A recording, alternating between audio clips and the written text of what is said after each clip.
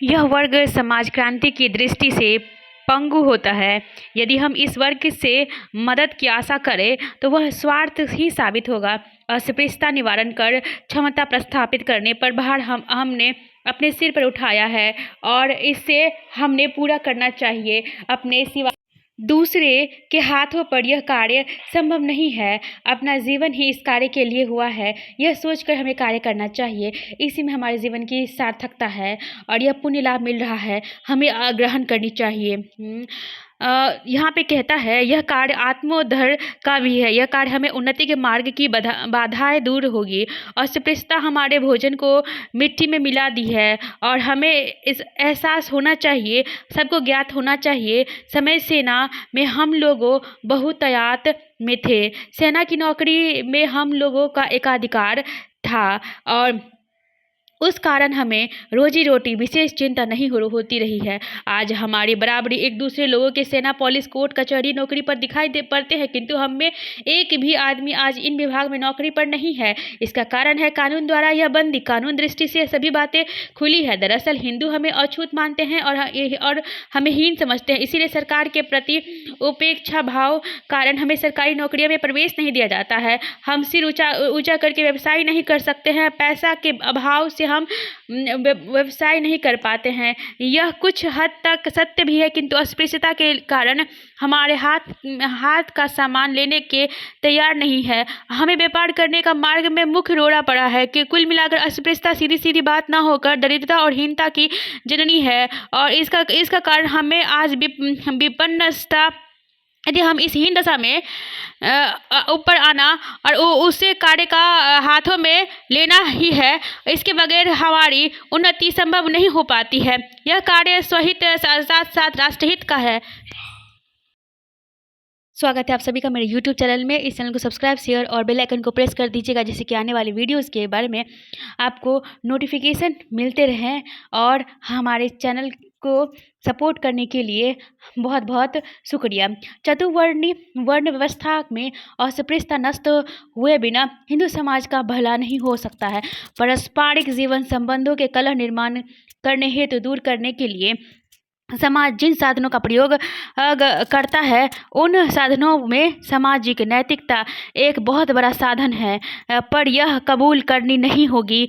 जो बातें समाज की एकता हेतु घातक है उन्हें समझा जाए। जिन बातों की समाज में एक संग रहता है उन्हें तिरस्कार किया जाए। ऐसे समाज के जीवन अंतर्गत कलह में हार स्वीकार करनी पड़ती है। इसका विपरीत जिस समाज में नैतिकता इस प्रकार से, जहां सामाजिक एकता प्रशंसा होती है, जिन कारणों से समाज का विघटन हेतु उन कारणों से निंदा की जाती है, समाज में जीवन में कलह क्लेश यश प्राप्ति और बिना नहीं रह पाती है। न्याय हिंदू समाज व्यवस्था पर लागू होते हैं। चतुर्वर्णीय व्यवस्था पर लोक विग्रही व्यवस्था, जबकि एक वर्गीकरण व्यवस्था में लोक संग्रहकारी व्यवस्था, और जहाँ पे हम खुली हुई आसमान देखने की चेष्टा करते हैं और गुणगान करते हैं, तो हिंदू समाज में पग पग पर मुँह की खानी पड़ती है। तो अस्पृश्यता इस संसार की सबसे बड़ी बदकिस्मती और बदनसीबी है।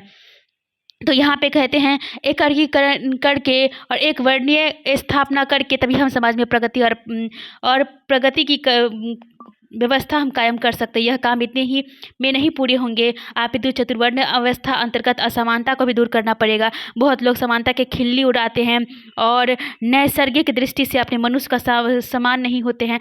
शरीर मजबूत होते हैं तो कमजोर होते हैं, किसी बुद्धि तल्क की मंद होती है। मनुष्य जन्मतः असमान होने पर समान माना जाएगा और समतावादी लोग उचित नहीं होगा। दरअसल इस खुरापाती लोगों की समता अर्थ ही समझा नहीं पाएगा। अधिकार की प्राप्ति हेतु जन्म या संपत्ति पर आधार कर, संपत्ति के आधार पर, उसके गुण के आधार पर रखना, ऐसा समता का अर्थ तो गुणहीन और गलक्षित तथा गलत है। और गुणवान स्वस्थ तथा व्यक्ति को समानता व्यवहार करना चाहिए।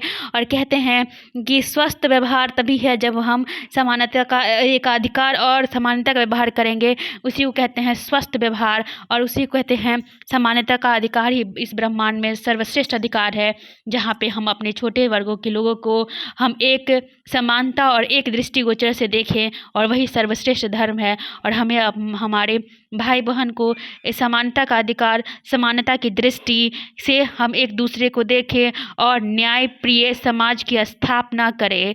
तो मेरे प्यारे दोस्तों, इसमें कहा गया है गुण से समान व्यक्ति के साथ समानता का व्यवहार करना चाहिए। और व्याख्या देते समय कहा जाता है यद्यपि व्यक्ति में गुणों की विकास होकर अधिकार का पद सबने फिर कितने असमान क्यों न हो, समान व्यवहार करने की न्यायपूर्ण समाज शक्ति अनुसार जिस व्यक्ति में जो गुण है उसे पूरा विकास करे और महत्वपूर्ण योगदान करता है। और thank you everybody for watching this and share, subscribe and press the bell icon for more update. And Baba Bhimrao Ambedkar Sahab की जय हो। एंड आप लोग पढ़ाई को तवज्जो दीजिए और समानता का अधिकार पेश कीजिए। हमारे समाज में अभी समानता है कि आप औरत और मर्द को बहुत हद तक 100% तक ये समानता का अधिकार मिल गया है। अगर ऐसी मन में भेदभाव है तो उसको दूर करें और समानता का अधिकार दीजिए मर्द और औरत को। और पढ़ाई को तो थोड़ा सा ज़्यादा प्रायोरिटी दीजिए, क्योंकि education is everything what it make us life. Thank you. यहाँ पे एक बात फिर से मैं कहूँगी कि education is everything what it make us to live life. और ये भी कहूँगी कि healthy environment, healthy people, healthy वातावरण के लिए एजुकेशन ही एक मेडिसिन है। Thank you so much everybody.